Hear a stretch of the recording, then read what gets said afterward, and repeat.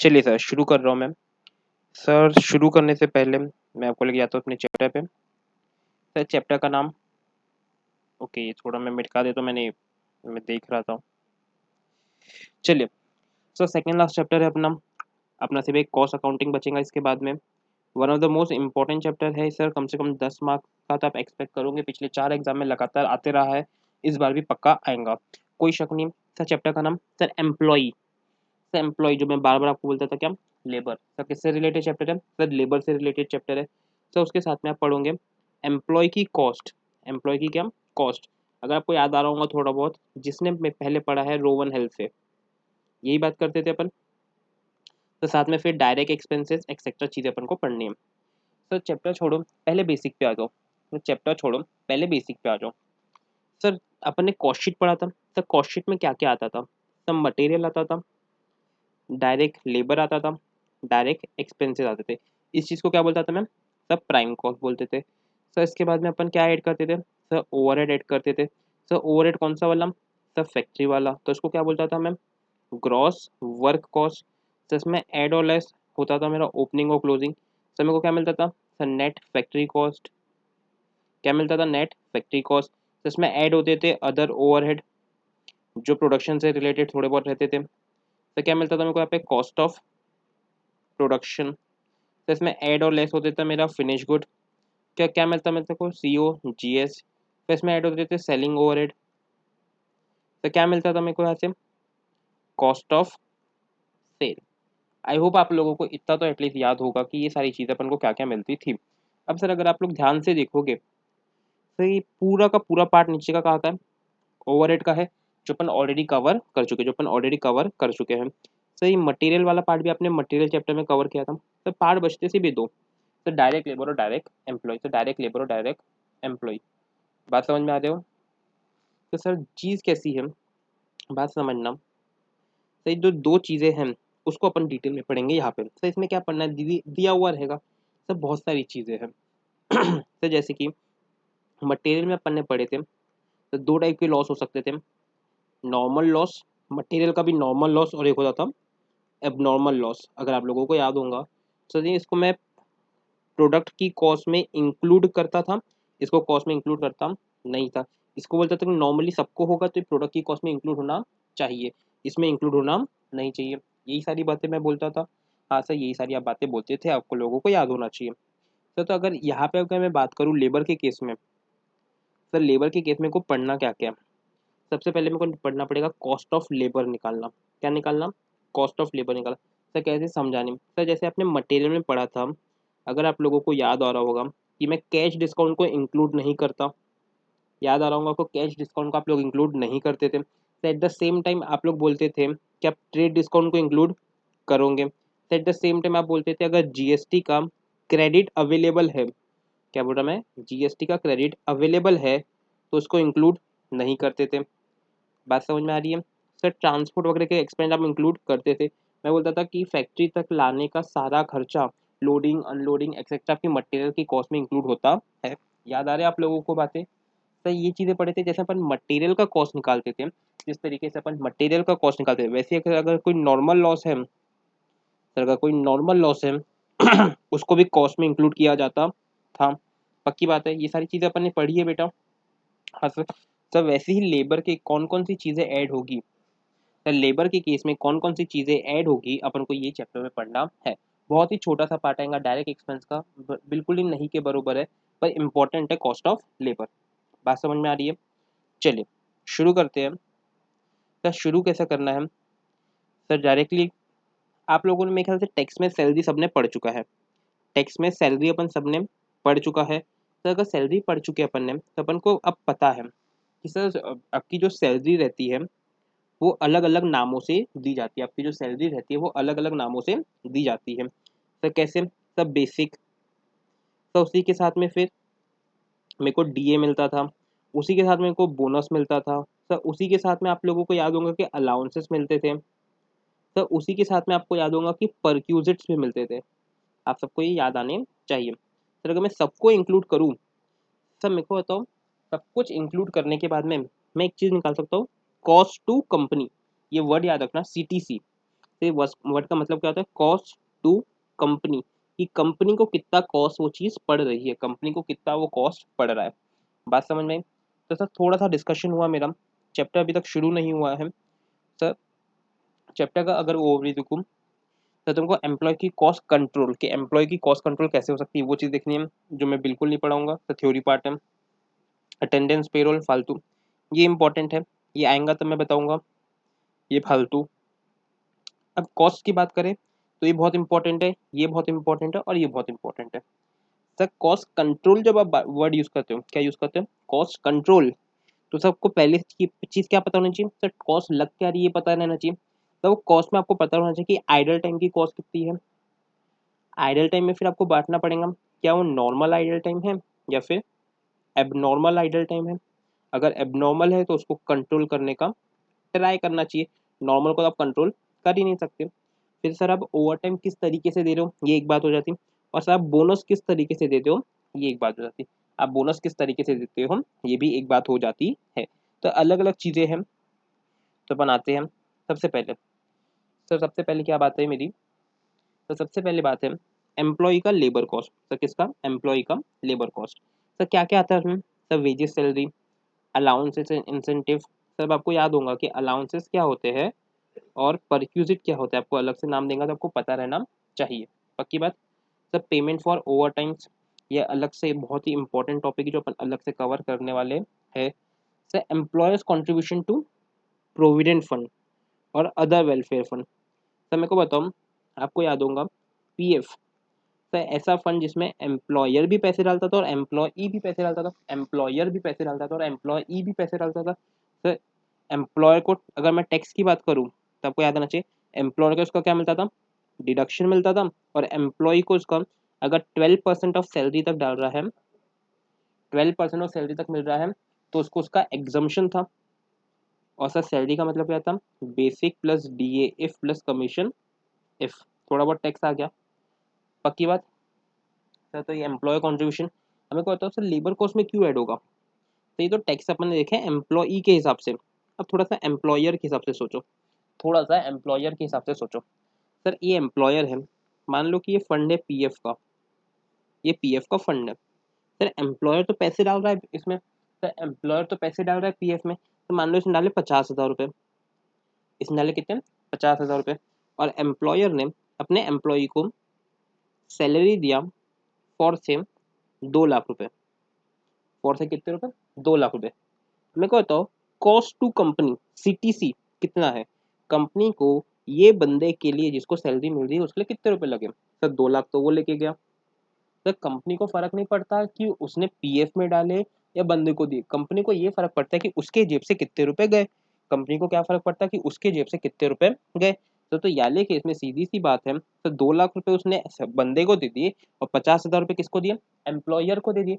50,000 किसको दे रहे हैं वो, एम्प्लॉयर को दे रहे। मतलब कंपनी को 2 लाख प्लस 50,000 लगे, मतलब कि 2.5 लाख। मतलब सीटीसी कितना हो गया, 2.5 लाख। मतलब कि यहाँ पे एम्प्लॉयर का एम्प्लॉई का कॉस्ट यानी कि ये लेबर का कॉस्ट कितना रुपये होगा, 2.5 लाख रुपये होगा। इसलिए यहाँ पे लिखा हुआ है कि अगर कोई, सॉरी, अगर कोई भी एम्प्लॉयर कॉन्ट्रीब्यूशन, अगर कोई भी एम्प्लॉयर कॉन्ट्रीब्यूशन है प्रोविडेंट या फिर अदर वेलफेयर फंड में, तो उसको आपको इंक्लूड करना पड़ेगा, उसको आपको इंक्लूड करना पड़ेगा। और सर अदर बेनिफिट मतलब क्या, आपके परक्यूजिट, अदर बेनिफिट मतलब ही क्या आपके परक्यूजिट। अगर मैंने उसको लीव विथ पे किया, लीव विथ पे दिया, या फिर उसको मैंने कुछ मान लो सब्सिडाइज फूड दे दिया, मान लो फॉर से, एक एग्जाम्पल लिखते हैं, एक एग्जाम्पल लिख रहा हूँ मैं आप लोगों के लिए। ये बंदा है, ये बंदे का नाम लेता हूँ मैं, मान लो कृष्णा, बंदे का नाम क्या है, कृष्णा, ठीक है। ये एम्प्लॉयर है, ये कौन है, एम्प्लॉयर है। और एक बंदी है ये, बहुत सारे बाल। सर बंदी का नाम रखते हैं अपन सिंपल, बंदी का नाम क्या, सिंपल। अब समझना चीज, कृष्णा ने सिंपल को बोला कि भाई मैं देख तू मेरे यहाँ काम करना, कि तू मेरा क्या करना, काम करना। बंदी रेडी। सैलरी की बात करो सर, तो सिंधी है, बंदी क्या है, एस फॉर सिंधी। सर उसने बोली सर सैलरी की बात करो, तो मैंने बोला उसको चल ठीक है मैं तेरे को बेसिक सैलरी दूंगा, मैं देखो बेसिक सैलरी दूंगा 1,50,000, 1,50,000। सर मज़ा नहीं आया, और सर बोलो। मैं देखो डीए दूंगा 20,000 का। सर और मज़ा नहीं आया सर, और बोलो। सर मैं आपको अलाउंस दूंगा 10,000 का। मैं तेरा एम्प्लॉयर कंट्रीब्यूशन दूंगा पीएफ में 5,000। सर और कुछ बोलो ना सर, ये तो। चल मैं तेरे को घर दूंगा, मैं तेरे को क्या दूंगा, घर दूंगा। उसका रेंट मैं पे करूंगा। उसका रेंट कौन पे करेगा? कृष्णा पे करेगा। ठीक है। मान लो वो घर का रेंट पे करता मैं 5,000। घर का रेंट कितना पे करता मैं? 5,000।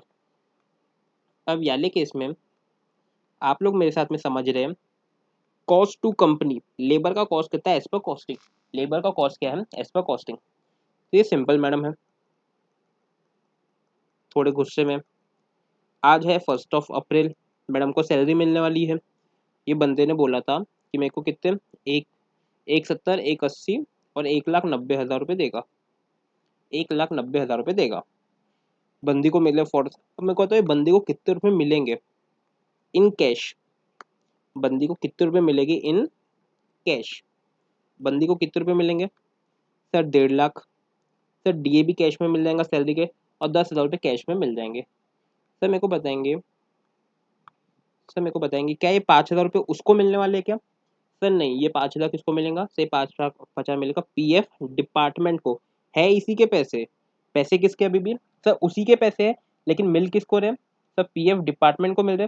सर ऐसा क्यों हो रहा है, पीएफ डिपार्टमेंट को क्यों मिल रहे? क्योंकि सर ये एक गवर्नमेंट के रूल है कि आपका कुछ ना कुछ पीएफ कटना चाहिए। जब आप रिटायरमेंट या फिर ऐसी कोई सिचुएशन आ जाती है जिसमें आपको दिक्कत होती है, तो आपको पैसा विड्रॉ कर सकते हैं। तो क्या उसको अभी कैश में मिलेगा का? नहीं सर। तो ये कहाँ जमा हो जाएगा? पीएफ डिपार्टमेंट में। सर क्या घर का रेंट उसको मिलने वाला है क्या? सर क्या घर का रेंट उसको मिलेगा क्या? नहीं सर, उसको भी रेंट मिलने वाला नहीं है। सर किसको मिलेगा ये रेंट? सर रेंट मिलेगा किसको? रेंट के ओनर को मिलेगा, घर के मालिक को मिलेगा। जिसको रेंट मिलता है उसको, ओनर को मिलेगा। सर ये भी उसको मिलने वाला है कैश में? नहीं। तो सर वो बोलेगी, मान लो सिंपल बोलती है, सर मेरी सैलरी तो 1,80,000 ही है, क्योंकि मेरे को कैश में कितना मिला? बस 1,80,000। पर आप लोग मेरे को बताओ, क्या कंपनी के लिए कॉस्ट, यहाँ पे अगर मैं कृष्णा की बात करूँ, तो कृष्णा के लिए कॉस्ट क्या है? 1,80,000 है या फिर 1,90,000 है? कृष्णा के लिए कॉस्ट 1,80,000 है या उसकी कॉस्ट 1,90,000 है? सर एक सुर में जवाब आना चाहिए सर, 1,90,000। सर क्यों? सर क्योंकि मैं पे बात कर रहा हूँ कॉस्ट टू कंपनी, सीटीसी। तो सीटीसी सिंपल सी बात बोलता है कि कंपनी के जेब से कितना पैसा गया। तो पीएफ किसने पे किया? कंपनी ने पे किया। मतलब कंपनी के पास से पैसा गया, कंपनी के पास से पैसा गया, मतलब कि कंपनी की कॉस्ट में इंक्लूड होना चाहिए। तो ये घर का रेंट सर किसने दिया? सर कंपनी ने दिया। तो कंपनी की कॉस्ट में इसको ऐड करना चाहिए, कंपनी की कॉस्ट में इसको ऐड करना चाहिए। बात समझ में आई? पक्की बात। तो छोटा सा एग्जांपल लिख के रखेंगे कि हर कॉस्ट आपकी कॉस्ट सीटीसी में इंक्लूड होने वाली है, कॉस्ट टू कंपनी में इंक्लूड होने वाली है। बात समझ में आई? चलिए। तो सर ये पांचों पॉइंट थोड़े से इंपॉर्टेंट है। आप लोग बोलोगे सर मैं इतना सारा थ्योरी क्यों ले रहा हूँ? सर इंपॉर्टेंट है, लेबर में इंपॉर्टेंट है, बाकी जगह मैंने नहीं ली है, वहाँ पे मैं आपको ऐसे ही करा देता था, पर यहाँ पे थोड़ी सी इंपॉर्टेंट है। पक्की बात। सर फिर डायरेक्ट एम्प्लॉय और इनडायरेक्ट एम्प्लॉय मेरे ख्याल से आप लोगों को समझाने की ज़रूरत नहीं है। सर क्यों ज़रूरत नहीं है? काफ़ी बार कर चुके हो। सर डिफ्रेंशिएट देख लेते सीधा सीधा। अगर आप लोगों को याद होगा कि डायरेक्ट एम्प्लॉय डायरेक्टली प्रोडक्ट में काम करता है, उसका प्रोडक्ट में कॉस्ट क्या होता है? अलोकेबल होता है। उसका कॉस्ट क्या होता है? अलोकेबल होता है। साथ में इनडायरेक्ट वाला डायरेक्टली पार्ट नहीं करता प्रोडक्शन में। किसमें? प्रोडक्शन में। पक्की बात। तो क्या है, डायरेक्टली एंगेज रहता है ये अलम, और ये नॉट डायरेक्टली रहता है। इसकी कॉस्ट आराम से आइडेंटिफाई और अलोकेट, इसकी मैं क्या करता हूँ, अपोर्शन। ये क्या है? क्योंकि ओवरहेड है। ये कॉस्ट क्या होंगी? वेरीज होंगी। ये वेरिएबल इन नेचर है, प्योरली वेरिएबल इन नेचर है, और इसमें इतना फर्क पड़ता नहीं है, क्योंकि नॉर्मली फिक्स्ड भी हो सकती है। ये सारी चीज़ें थी। फिर आगे की चीज़ें फालतू है, आपके हिसाब से नहीं है।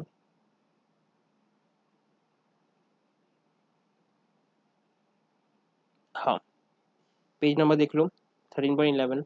इंपॉर्टेंट थोड़ी सी चीज़ें हाँ समझना। Competition of wages other incentives. ठीक है। देखो, कौन कौन से डिडक्शन नॉर्मली पेरोल से होते हैं? पेरोल मतलब कि जो सैलरी मिलती है, जो क्या मिलती है? सैलरी मिलती है उससे कौन कौन से डिडक्शन किए जाते हैं, उसमें से कौन कौन से डिडक्शन किए जाते हैं। बात समझ में आ रही?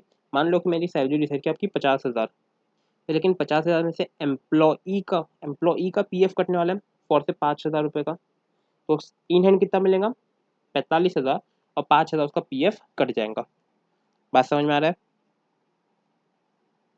वैसे ये एक, तो एक क्या है बेटा, प्रोविडेंट फंड, जो क्या होता है एम्प्लॉई कॉन्ट्रीब्यूशन। दो कॉन्ट्रीब्यूशन है, एम्प्लॉय और एम्प्लॉई, आपको अच्छे से पता है। अब तो जो डिडक्ट कर देता है, कौन डिडक्ट करता है? एम्प्लॉय करता है पेमेंट के समय में ही।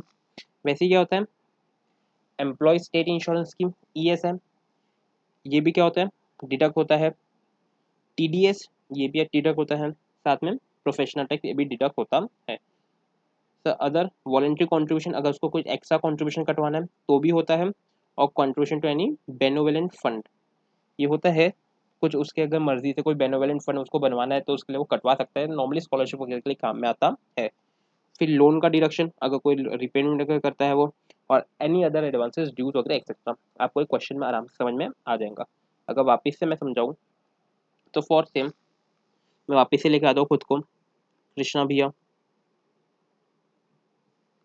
यहाँ पे लेते हैं अपन ट्विंक में सिंपल मैडम, ठीक है। बात समझना, सिंपल के साथ डिसाइड किया कि तेरी सैलरी होंगी 1,80,000 रुपये। तेरी सैलरी कितनी होंगी? 1,80,000 रुपये, इतनी मैं तेरे को सैलरी दूंगा। लेकिन इसमें से मेरा कॉन्ट्रीब्यूशन तो अलग है। पीएफ में सिंपल का कॉन्ट्रीब्यूशन, एम्प्लॉयर्स कॉन्ट्रीब्यूशन, मैं 20,000 रुपये काटूंगा। कितना काटूंगा? 20,000 रुपये। बोली सर ठीक है, तो कैश में कितना दोगे आप मेरे को? 1,60,000 रुपये कैश में देते जाओगे। सर एक दिन मैंने बोला सर ये तो ठीक है, मैं तेरा इंश्योरेंस भी करवा के दूंगा, एम्प्लॉय स्टेट इंश्योरेंस, इसका भी पैसा मैं काटूंगा। उसका मैं पैसा काटूंगा मान लो 40,000 रुपये। तो बोली ठीक है सर, मेरे को कैश में आप 1,20,000 रुपये दे देना। ठीक है सर। ये चलते रहा चलते रहा, मैंने बोला अब तेरा टीडीएस काटना पड़ेगा, क्योंकि तेरे को तेरा टैक्स लगने वाला है, मेरे को इसलिए क्या करना है, तेरा टीडीएस काटना है। आप लोग टैक्स में डिटेल में पढ़ोगे टीडीएस क्या होता है, tax deducted at source. TDS काटना है, मान लो कि इसका 12,000 रुपये टीडीएस काटना है। तो ठीक है सर, कैश में आप कितना दे देना मेरे को? 1,08,000 रुपये दे देना। बोले अभी रुक जाओ सर, तो यहाँ पे मैं रेडी हो गया कि मैं तेरे को 1,08,000 दे दूंगा। लेकिन लेकिन लेकिन मेरे को बताओ, 1,08,000 मैं तेरे को दे दूंगा। उसने मेरे को बोली सिंपल नेम कि सर मैंने ईएमआई लेके रखी है, उसमें को लोन कटता है, मेरा लोन कटता है 20,000 रुपये का। तो एक काम करना, आप डायरेक्टली उनको पेमेंट कर देना, आप डायरेक्टली उनको पेमेंट कर देना। तो ठीक है, मैं तेरा 20,000 अपनी जेब से दूंगा नहीं, तेरा 20,000 काटूंगा। तो कितने हो जाएंगे फिर इसको मिलेंगे? 88,000। इसको कितने मिलेंगे? 88,000।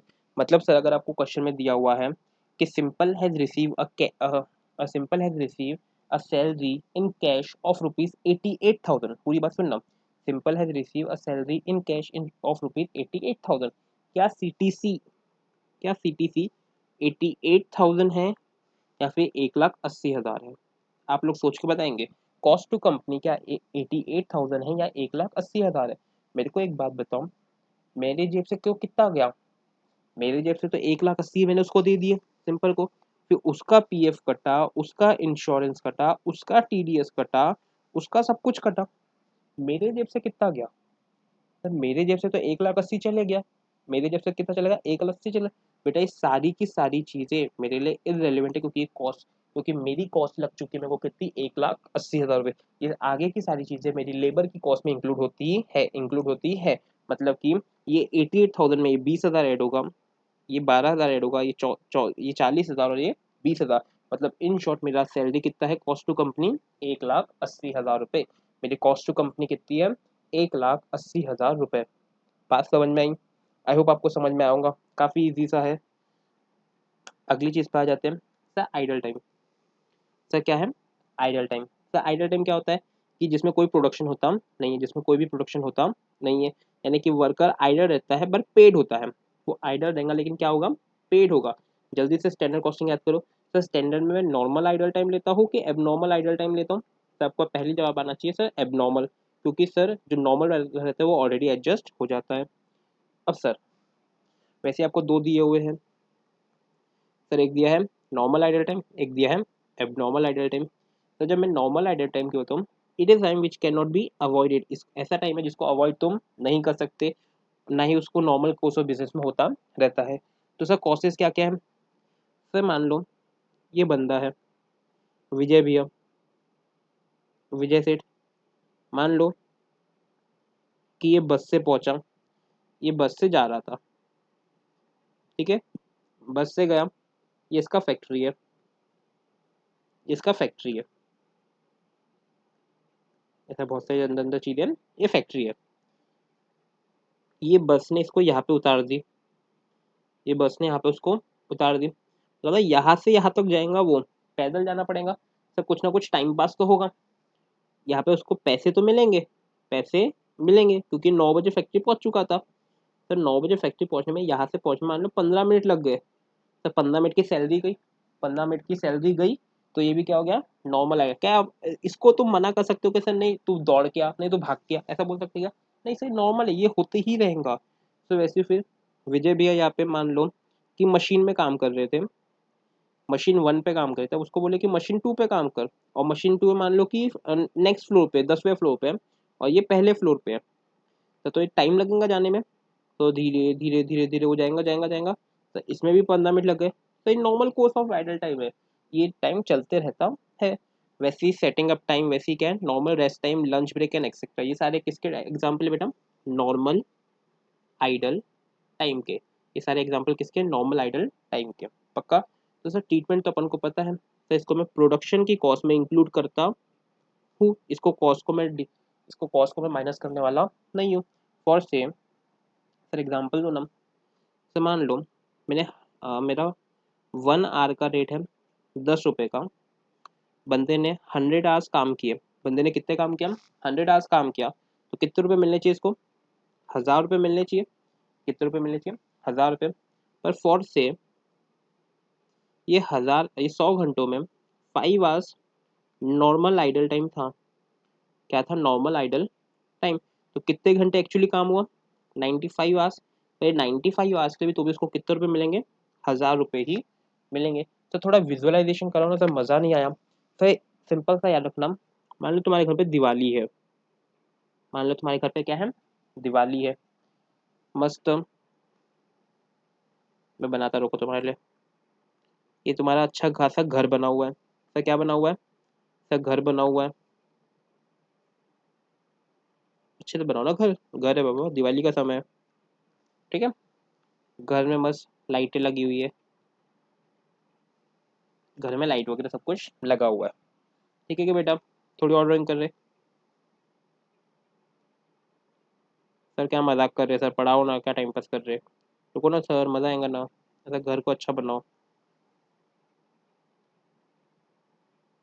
रुको, हाँ 1 मिनट, टाइम पास नहीं है, ज़रूरी है। जिसको टाइम पास लग रहा है वो आगे नहीं बढ़ाना, बहुत मारूंगा।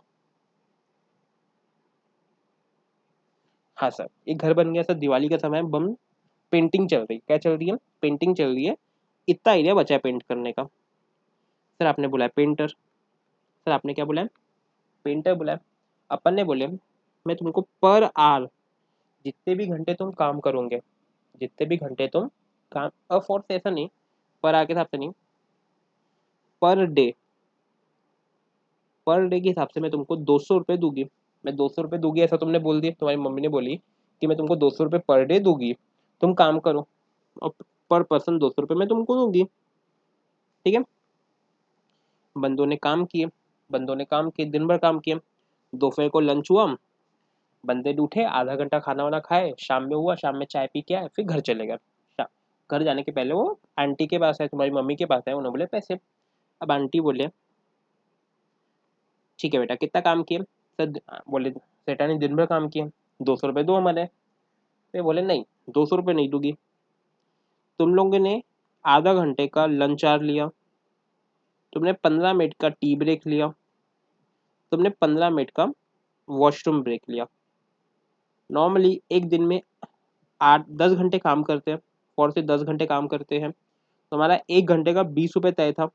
1 घंटे का कितने रुपये तय था? 20 रुपये। तुमने 1 घंटा टाइम पास किया, तुमने 1 घंटा टाइम पास किया, इसलिए मैं तुमको 180 रुपये दूंगी। मैं कितने रुपये दूंगी? 180 रुपये दूंगी।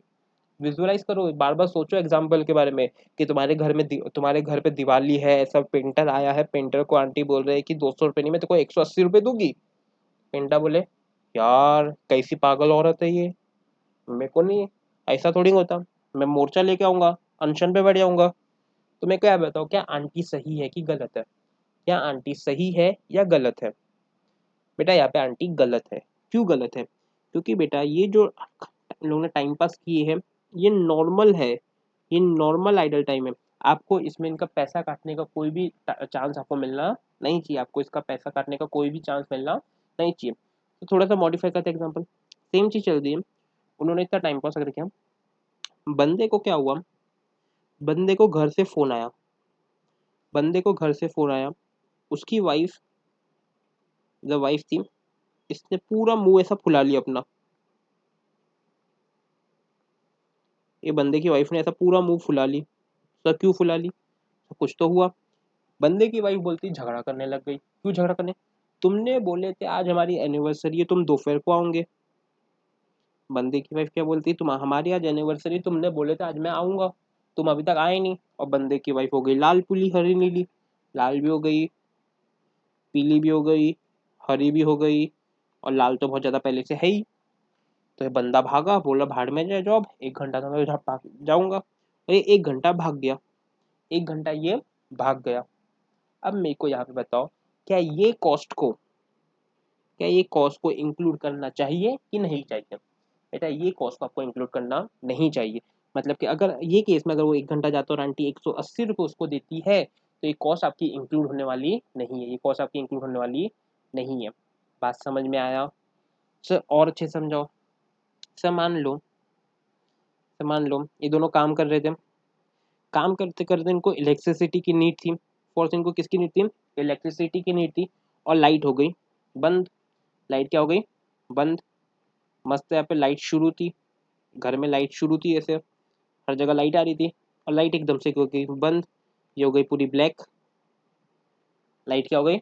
बंद।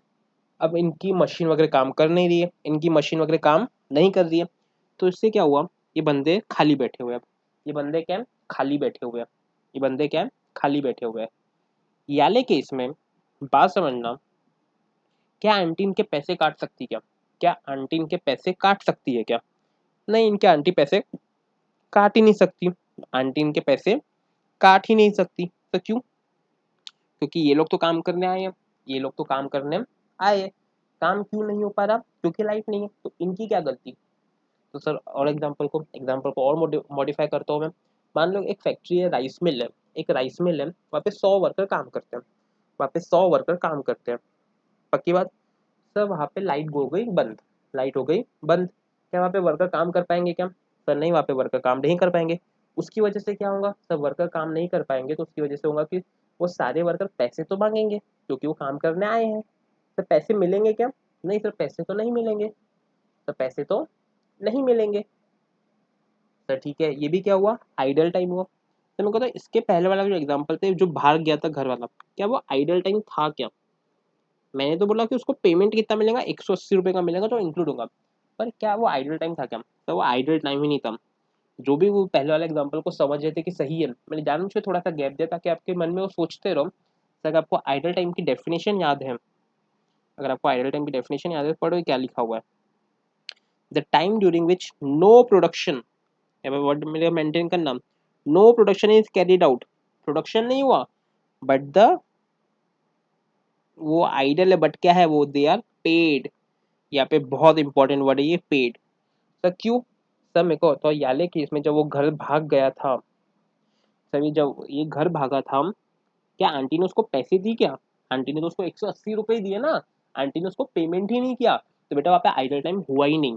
अगर आप सच्ची मानोगे तो कंपनी के लिए आइडल टाइम वो हुआ ही नहीं, क्योंकि जितने घंटे का पेमेंट हुआ उतने ही घंटे का काम हुआ। बात समझ में आ रही है? ये थोड़ा सा समझने का ट्राई करना। पर तीसरा केस समझना जो मैं आपको देना चाह रहा था, ये मान लो ये फैक्ट्री है, ये क्या है? फैक्ट्री है, यहाँ पे बहुत सारे वर्कर आए हुए हैं काम करने के लिए, यहाँ पे बहुत सारे वर्कर आए हुए हैं क्या करने के लिए? काम करने के लिए। तो इतना नाटक क्यों कर रहे हो, ड्राइंग ड्राइंग? सर ड्राइंग से चीज़ें याद रहती है। सर बहुत सारे वर्कर काम करने आए हुए हैं। सर यहाँ पे लाइट, ये फैक्ट्री में लाइट चल रही थी। सर फैक्ट्री में लाइट जल रही थी हर जगह। सर लाइट हो गई बंद। सर लाइट हो गई क्या, बंद। क्या ये वर्कर काम कर पाएंगे क्या? जी नहीं, ये वर्कर काम करने वाले नहीं है। अब क्या कंपनी इनका पैसा काट सकती है क्या? अब मैं बहुत इंपॉर्टेंट चीज पा रहा हूँ, क्या कंपनी इनका पैसा काट सकती है क्या? सर नहीं, कंपनी इनका पैसा नहीं काट सकती। सर क्यों नहीं काट सकती इनका पैसा? क्योंकि सर कंपनी ने इनको बुलाया है, कंपनी को इनको पैसा देना पड़ेगा। सर नहीं सर, मजा नहीं आ रहा सर, अच्छा एग्जाम्पल दो। Sir best example corona. Sir best example क्या? कोरोना। सर मेरे को बताओ, मेरी बहन एक कंपनी में काम करती है, कंपनी हो गई लॉकडाउन की वजह से बंद। कंपनी हो गई लॉकडाउन की वजह से बंद। मोदी जी आए, मोदी जी अपनी अच्छी खासी बीएड से बोले, मित्रों मित्रों ऐसा नहीं हो सकता, लॉकडाउन तो लगा है लेकिन इनके पैसे कटने वाले नहीं है, सब मित्रों की बात सुनना पड़ेगा। कंपनी बोली मित्रों की नहीं सुनेंगे तो मित्रों अपने ऊपर एक्शन लेंगे। तो मित्रों की बात सुनने के लिए कंपनी ने क्या करी, पैसे दे दी। तो किसको पैसे दे दिए? सारे वर्करों को पैसे मिल गए। तो सारे वर्करों को क्या होगा, पैसे मिल गए। सर मेरे को बताओ, कंपनी को क्या काम काम मिला क्या? कंपनी को क्या कंपनी लोगों को क्या काम मिला? नहीं सर, काम तो नहीं मिला। पैसे मिले, हाँ सर पैसे तो मिले।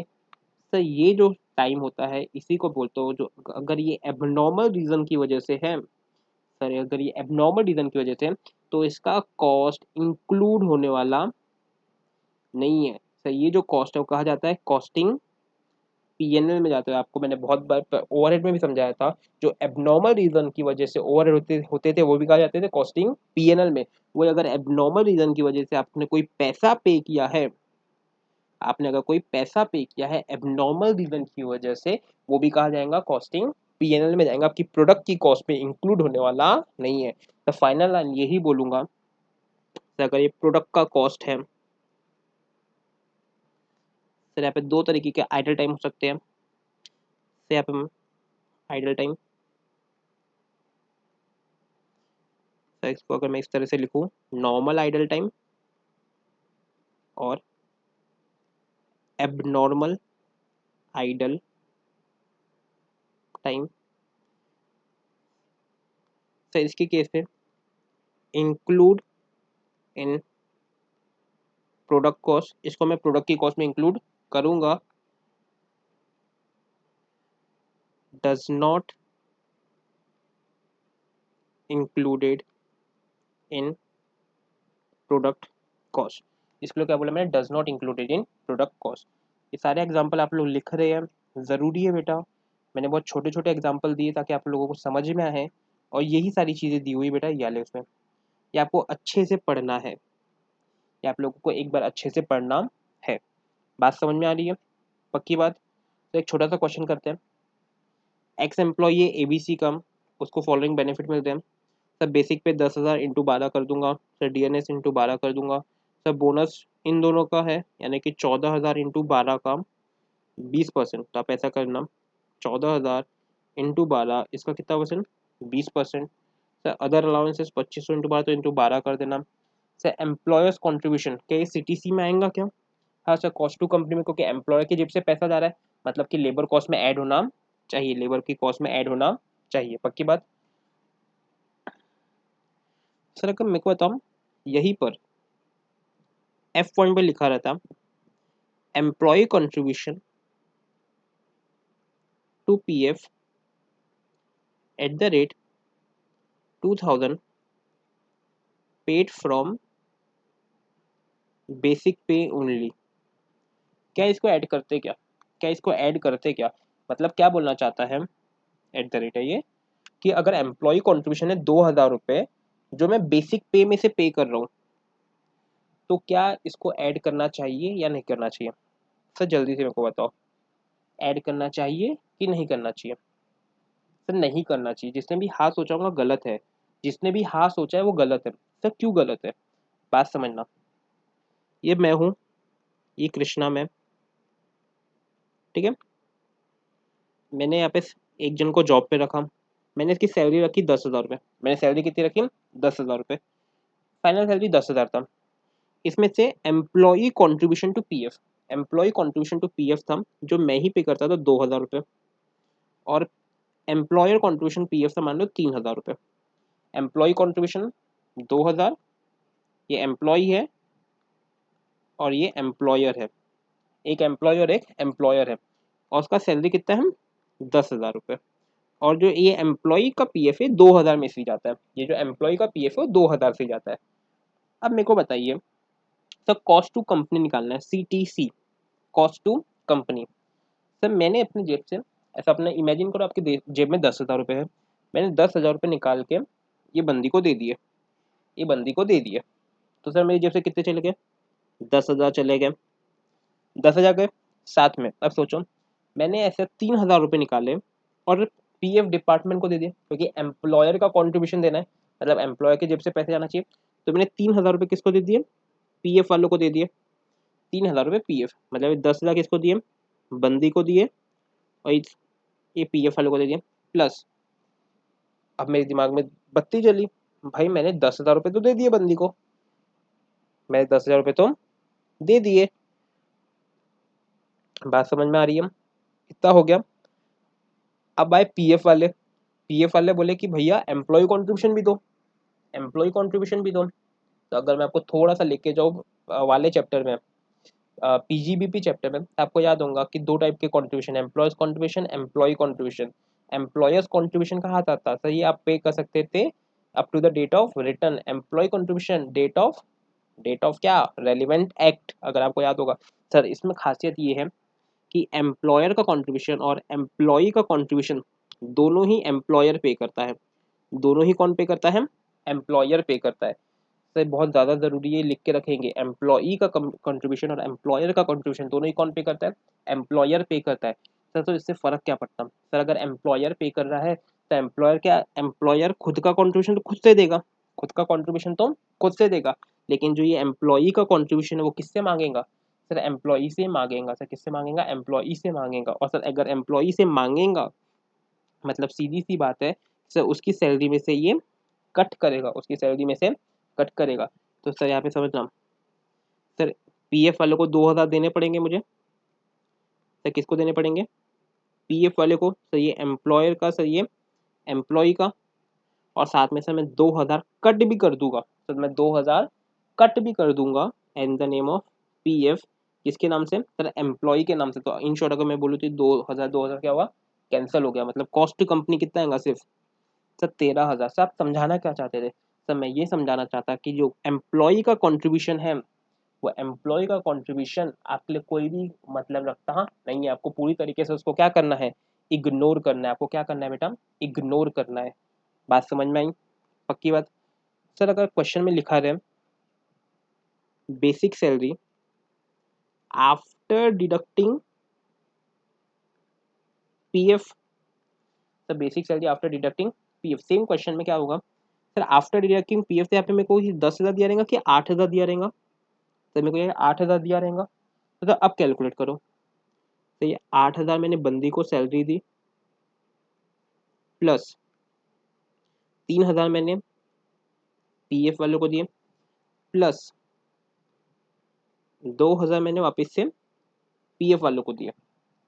सर अब क्या मैं उसकी काटूंगा क्या पैसे, सर आप सोच के दो, मैं क्या काटूंगा, सर नहीं काटूंगा, क्यों, सर मैं ऑलरेडी 8,000 काट के दिए ना, तो जो 8,000 है वो मैंने आफ्टर डिडक्टिंग बोलो, यानी कि सॉरी, हाँ आफ्टर डिडक्टिंग, मतलब सर की ये जो बेसिक 8,000 है उसकी एक्चुअल सैलरी 10,000 थी, आपने 2,000 काट चुके हो उसके बाद वाला फिगर दिया हुआ, आपने 2,000 काट चुके हो उसके बाद वाला फिगर, तो फिर ये आपके लिए रेलिवेंट हो जाता है, तो फिर आपके लिए रेलिवेंट हो जाता है। तो क्वेश्चन आप लोग पहले अपनी कॉपी में दोनों क्वेश्चन लिख के रख रहे हैं सिस्टमेटिकली, यानी दोनों सिचुएशन में, पहले सिचुएशन 1 में इस तरीके से, तो सिचुएशन 1 में कॉस्ट ऑफ कंपनी क्या बनेगी, और सिचुएशन 2 में जब ये आफ्टर डिडक्टिंग दिया हुआ है। वो क्वेश्चन इंपॉर्टेंट, क्योंकि एग्जाम में आप लोग कंफ्यूज हो सकते हो। बात समझ में आई। चलिए सर क्वेश्चन में आता हूँ वापस से मैं। तो याले केस में तो ईजी है, तो एम्प्लॉयर्स कॉन्ट्रीब्यूशन दिया है, ये सारी चीज़ें ऐड हो जाएंगी मेरे पास में, सारी चीज़ें क्या होंगी, ऐड हो जाएंगी। उसके अंदर एक्स ने 2400 घंटे काम किया, आउट ऑफ विच 400 घंटे क्या थे, नॉन प्रोडक्टिव थे, और नॉर्मल आइडल टाइम था। तो फर्क नहीं पड़ता सर, नॉर्मल आइडल टाइम है तो भी मेरे वो कॉस्ट में इंक्लूड होगा, मतलब मैं कॉस्ट में से कुछ माइनस करने वाला नहीं हो, मतलब एक सारी की सारी कॉस्ट मेरी इतनी रहेगी, लेकिन सर मैं डिवाइड करूंगा तो मैं सिर्फ 2000 से डिवाइड करूंगा, क्योंकि मैं नॉर्मल जो आर्ली रेट निकालता हूँ वो प्रोडक्टिव आर्ली रेट निकालता हूँ, आप लोगों को ये बात पता होनी चाहिए। तो सर खत्म हो गया क्वेश्चन ही। तो देखो सर, देखो मैं समझाता हूँ आपको। सर बेसिक पे 10,000 है, आप लोग ऊपर वाला पेज खोल के रखिए। सर 10,000, सर 2,000 है, ये 2400 है, सर 2400 है, सर ये 1200 है, ये अदर 2500 है। सर इंटू 12 किया सब में मैंने, सर मेरे को टोटल फिगर मिल गया ये, और मैंने डिवाइड किससे कर दिया, 2000 से कर दिया। बात खत्म। मेरा रेट क्या आ गया, 108.60। रेट कितना आ गया, 108.60। कोई दिक्कत ही नहीं था, बात ही खत्म हो गया सर कुछ। सर अगर हार्ड क्वेश्चन कब होता, सर जब आपको नॉन प्रोडक्टिव दिया रहता। सर अगर नॉन प्रोडक्टिव दिया रहता तो मैं कॉस्ट भी माइनस करता और या फिर आर भी माइनस करता। आपको मटेरियल याद आ रहा होगा कि जब वो दूध वाले का दूध गिर जाता था एबनॉर्मल रीजन की वजह से, तो वो तो उसका जो कॉस्ट पर यूनिट सेम रहता था, उसका इन्फ्लेट होता नहीं था। पक्की बात, याद आना चाहिए आप लोगों को। चलिए सर इधर जाता हूँ। इन अ फैक्ट्री, सर अगर आपको दूध वाला याद नहीं आ रहा तो मैं याद दिला दूँ एक बार, कुछ लोग होंगे जिनको याद नहीं आ रहा होगा। तो मान लो दूध वाला 10 लीटर दूध लेकर आ रहा, 100 रुपये का। 10 लीटर दूध लेकर आ रहा हूँ, 100 रुपये का। रास्ते में आते आते, ये रास्ते में आते आते 1 लीटर दूध गिर जाता, तो दूध वाले के पास कितना बचा है। ये नॉर्मल है, सबके साथ होता। दूध वाले के पास 9 लीटर दूध पड़ा है, वो भी अभी कितने का है बेटा, 100 ही रुपये का है। तो बेटा सीधा सीधा, अब वो 100 रुपये का दूध 9 लीटर का, तो कॉस्ट पर लीटर क्या हो जाएंगे, 100/9। पक्की बात है। और सर यही केस अगर वो, अगर ये 1 लीटर का दूध एबनॉर्मल होता, अगर 1 लीटर का दूध एबनॉर्मल होता, तो क्रॉस मल्टीप्लाई करके 1 लीटर का 10 रुपये का रेट निकलता मेरा, बचा 9। तो बचे 9 का रेट कितना होता, 90 रुपये ही होता। बचे हुए का कितना होता, 90 रुपये ही होता। बात समझ आ रही। एबनॉर्मल के केस में कॉस्ट को मेरे को रिड्यूस करना पड़ता है, नॉर्मल के केस में कॉस्ट को रिड्यूस करना पड़ता नहीं है। तो इसलिए वाले क्वेश्चन मैंने कॉस्ट को रिड्यूस नहीं किया, कॉस्ट को रिड्यूस नहीं किया। बात समझ में आ रही है। तो यहाँ पे इनको नीचे वाले क्वेश्चन में देखते हैं क्या है। In a factory, in working 6 day in a week and 8 hours each day, मतलब कि 8 घंटे 6 दिन, यानी कि एक हफ्ते में 48 आवर्स काम करते हैं। Worker is paid eight the rate 100 per debt plus 120 of basic, यानी कि 100 रुपये उसको पे करते हैं, प्लस डी ए कितना है, 120%। 100 का 120%, 120 रुपये, यानी कि 220 रुपये। He is allowed to take 30 minute of resting time, 10 minute of recess for rest during a week. His card show that his time was chargeable to X में 15 घंटे काम किया, वाई में 12 घंटे, यानी टोटल काम कितना किया, 28 + 40, 40 आवर्स, 40 आवर्स किया। अब देखो 48 करना था,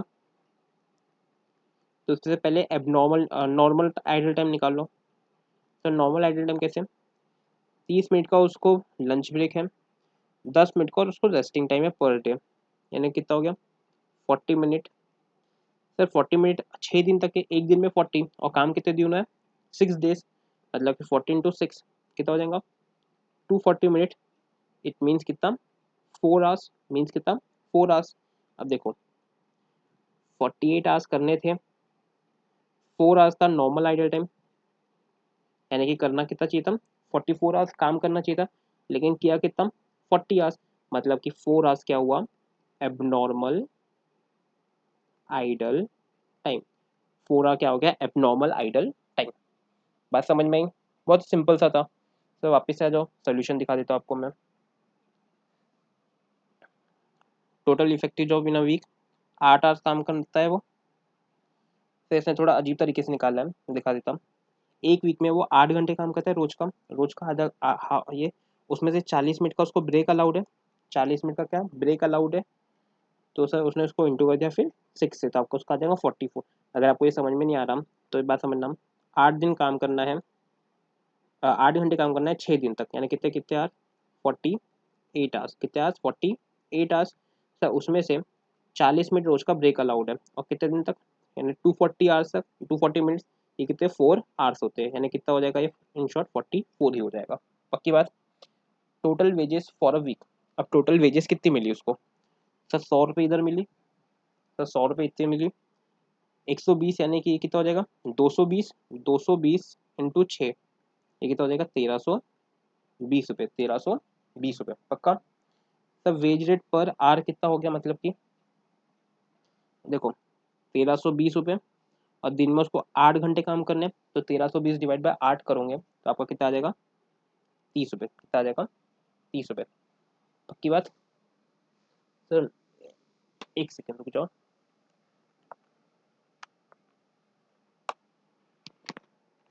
सर 1320 मैं एक बार कैलकुलेट कर देता हूँ।